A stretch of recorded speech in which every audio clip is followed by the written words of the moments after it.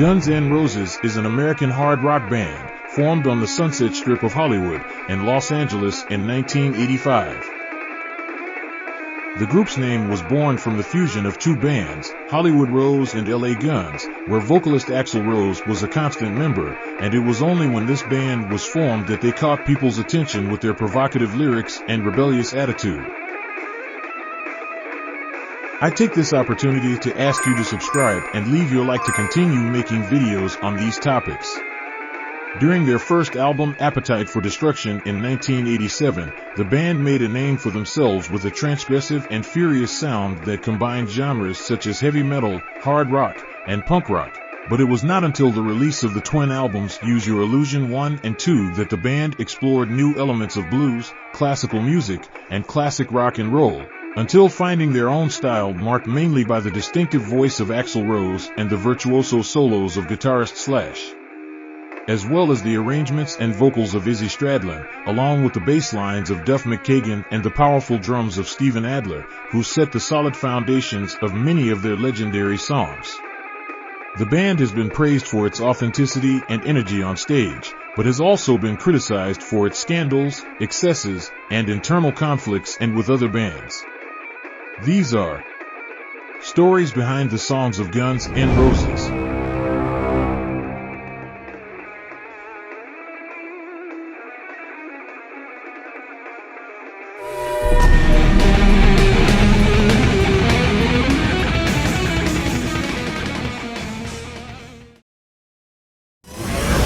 Number 8. Estranged. When you're talking to the crowd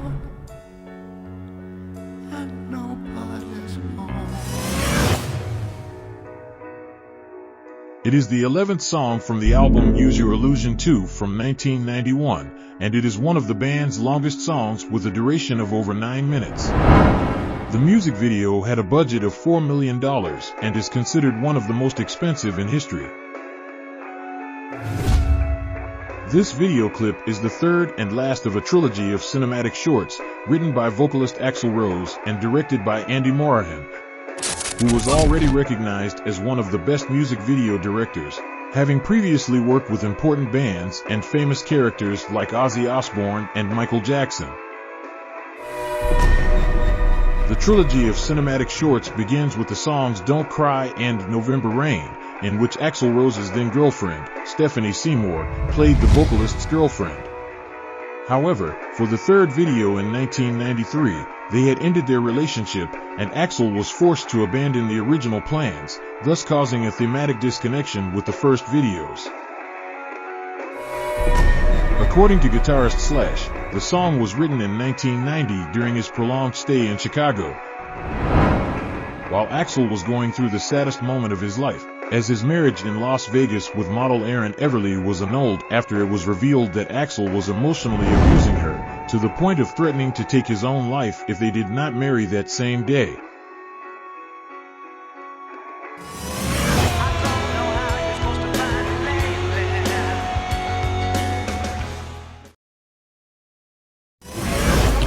Number 7. Patience.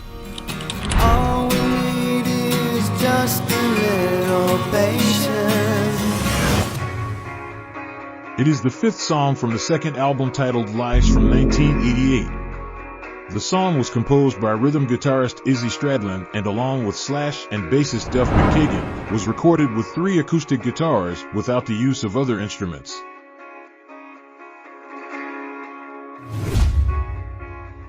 It is said that the verses of the song, like All We Need Is Just a Little Patience, are inspired by the toxic and intermittent relationship between Axl Rose and his then-girlfriend Erin Everly, although this theory was never confirmed by the band members.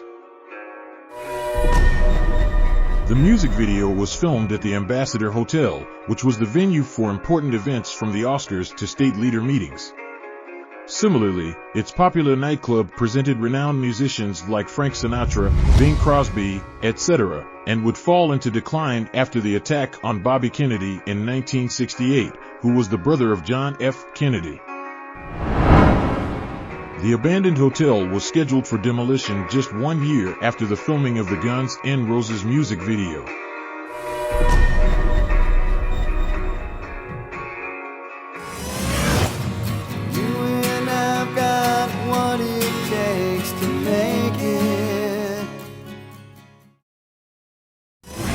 Number 6. Welcome to the Jungle. Welcome to the jungle. We got fun and games. We got everything you want. How do we know? It is the opening song of their first album, Appetite for Destruction, from 1987, written by Axl Rose based on his first experience arriving in the city of Los Angeles when he was 18 years old. Whereupon getting off the bus, he was intercepted by a homeless man who shouted the popular phrase of the song, "You know where you are. You are in the jungle. You're gonna die." The song portrays the Sunset Strip area of Los Angeles, which during the 80s was convulsed by excesses of all kinds, such as drugs, violence, alcohol, prostitution, etc., and which in the music video can be appreciated as a social critique. In 2009, the VH1 channel named the music video as the best song of all time, placing it at number 1 on its list of the 100 greatest hard rock songs, voted by the American public.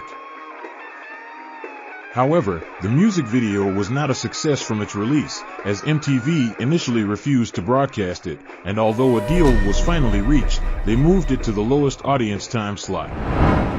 Axl mentioned in an interview that to see their video in those years, they had to wait until Sunday at 3 in the morning, as MTV left it for the end. However, it caught the attention of the people who managed to see it and quickly became the most requested video on the channel.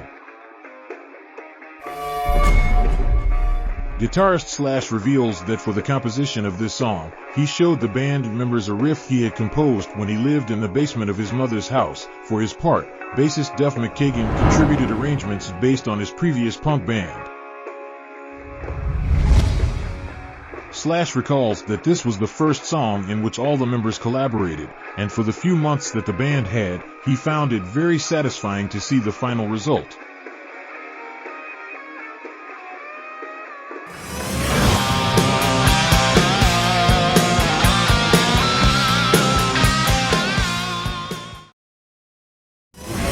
Number 5. Paradise City.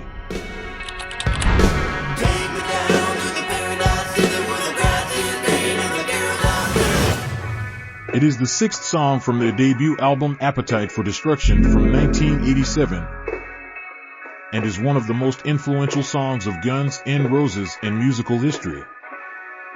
According to Slash, the song was composed while the band was traveling back in the back of a rented van after playing in the city of San Francisco. They were celebrating under the influence of whiskey and marijuana while playing acoustic guitars when suddenly Izzy Stradlin came up with the main riff of the song. Then they began to hum a melody and Axl Rose starts to sing "Take Me Down to the Paradise City," followed by Slash, who intervened with the phrase "Where the grass is green and the girls are pretty." Axl comments that his inspiration came from remembering how he and his friends enjoyed visiting a quiet forest on the shores of a lake in Bloomington during his adolescence, and which they considered a paradise away from the city.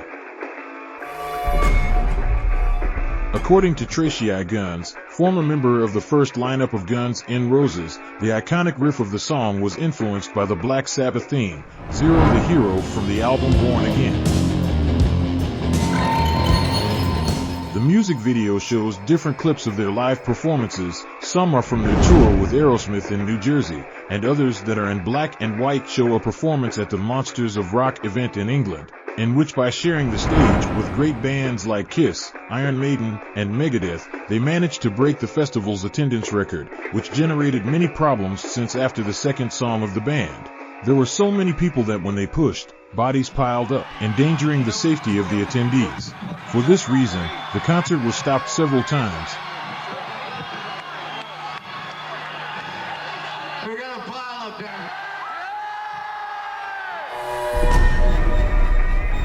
Slash comments that after playing they were in a bar celebrating, when their manager informed them that 2 young people had died during their presentation. So the band decided to present in their music video the scenes in black and white, as a way to show their condolences with this terrible event.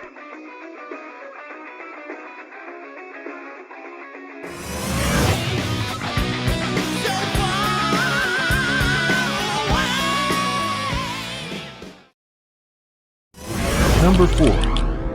Knockin' on Heaven's Door. Mama, take this badge from me. The song was originally composed by Bob Dylan for the soundtrack of the Western movie Pat Garrett and Billy the Kid from 1973, has been reinterpreted by renowned musicians such as Roger Waters, Bon Jovi, Avril Lavigne, Eric Clapton, and in 1991 the band Guns N' Roses re-recorded it as a hard rock ballad and included it as the fourth song on their album Use Your Illusion 2, becoming one of the most popular versions in history. The theme describes the collapse of a sheriff's deputy who was about to die from a gunshot wound, giving rise to the iconic verse, "Mama, take this badge from me, I can't use it anymore."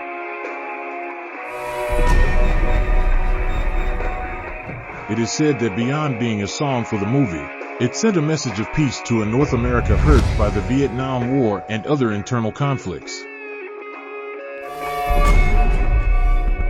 The lyrics of the song talk about how the protagonist becomes a soldier who is on his deathbed, questioning the value of his actions and seeming to reject any kind of glory. Many agree that the way the song is written demonstrates the extraordinary mystical dimension of composition that is typical of Bob Dylan. It is said that Guns N' Roses chose this song as a way to honor guitarist Steve Clark of the band Def Leppard, who was a great admirer of Bob Dylan and had died shortly before releasing his own version of Knockin' on Heaven's Door.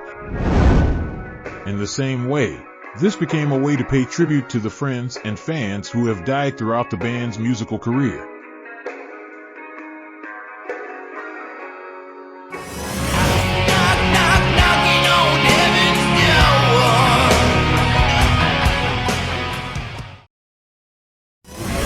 Number 3. Don't Cry. Talking softly, there's something in your eyes. This song has two versions that appear on the twin albums Use Your Illusion 1 and 2, released simultaneously in 1991, with the only difference being the vocal tracks modified by Axl Rose. There is a third version that was a demo recording composed 6 years earlier, which according to Axl, was the first song written since the creation of the band, as it still had the voices of his L.A. Guns bandmates. However, it was not published on their first album as they did not find the sound they wanted. The music video starts a cinematic narrative, which continues with November Rain and ends with Estranged, inspired by the dramatic short story Without You by musician, writer, and friend of Axl, Del James. According to Axl, the song is about a girl who was first Izzy Stradlin's girlfriend and then is for 2 years, which caused problems for continuing with the band. Axl was very much in love with the girl to the extent of tattooing her face on his right arm. However, the girl was convinced that the relationship was not going to work, and while Axl was sitting outside the nightclub El Roxy, she decided to break up with him, to which Axl began to cry and the girl just kept repeating "Don't cry." The next night Axl went to reconcile with his friend Stradlin and they made peace, and by combining a very sad lyric that Axl already had written with the very sad guitar that Stradlin had composed, they managed to finish the song in just 5 minutes.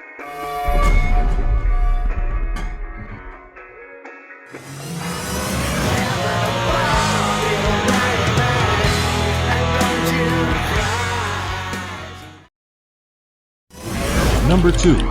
Sweet Child O' Mine.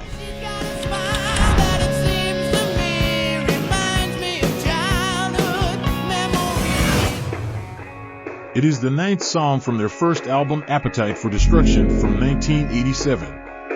It is the song that launched the band to worldwide fame, as despite previously releasing singles like It's So Easy and Welcome to the Jungle, they were still struggling to make an impact.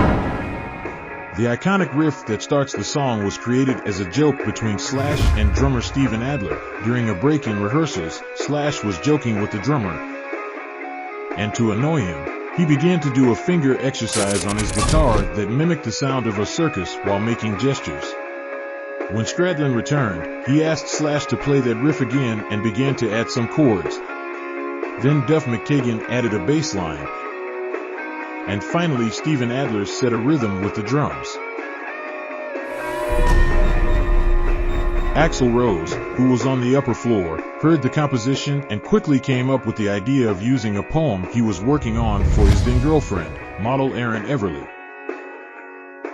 At that time, Axl was looking to write something completely out of his style, something romantic and with a homely feeling, so he sought inspiration in the band Lynyrd Skynyrd from his native Indiana. As he remembered, they were considered the supreme gods of classic rock, and despite not liking that band, he listened to them several times to ensure his interpretation was genuine.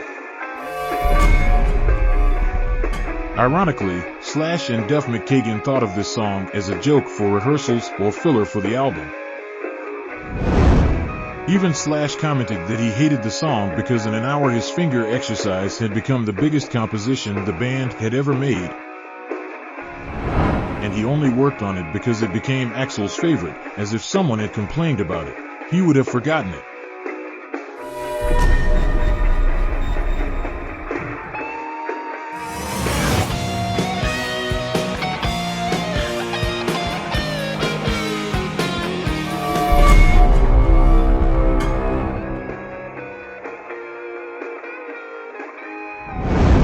In 2015, Australian composer Nathan Jolly pointed out similarities between the chords of Sweet Child O' Mine and the song Unpublished Critics by the band Australian Crawl from 1981.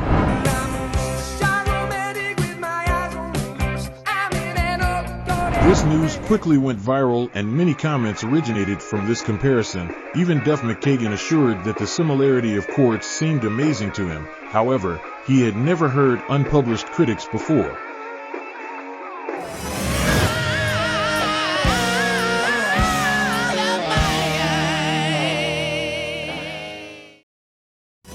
Number 1. November Rain.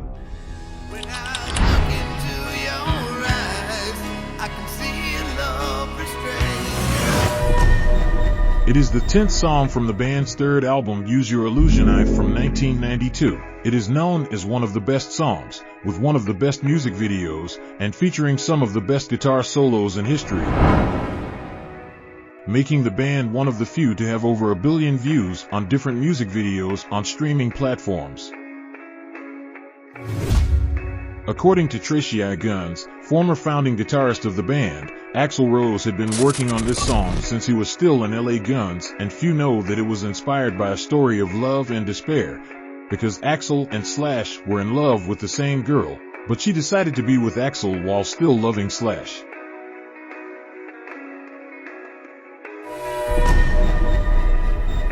This is reflected in the verse of the song, and it's hard to hold a candle in the cold November rain, using the metaphor of the strong November rain to represent the difficulty of maintaining a relationship when moments of adversity arise.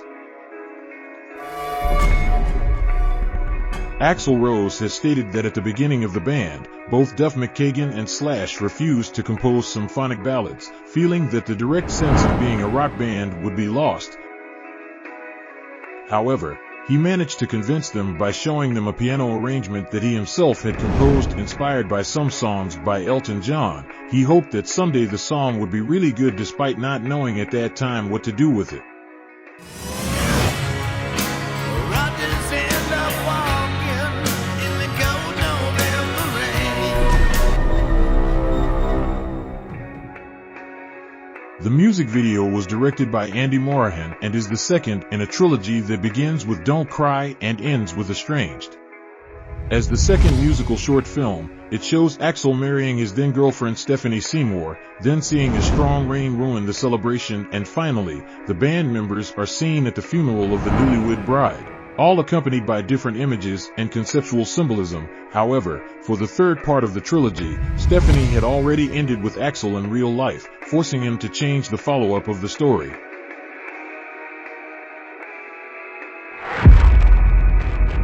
This series of musical short films are part of an unofficial trilogy that is based on a short story that journalist and friend of Axl, Del James, had written in his book The Language of Fear, which in turn had been inspired by Axl's toxic relationship with his former girlfriend Erin Everly.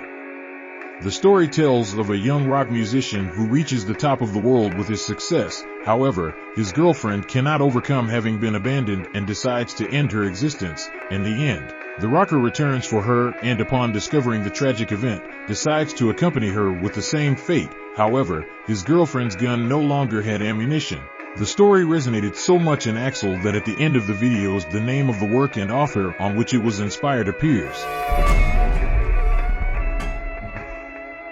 There is no doubt that the song has managed to transcend over time and has marked several generations, being the last great success of the original formation of the band that separated in 1993, and that until the creation of this video, has exceeded 2 billion views on YouTube, showing a band with a much more sophisticated musical style that to date has not been possible to surpass even with the reunion of its original members in 2016.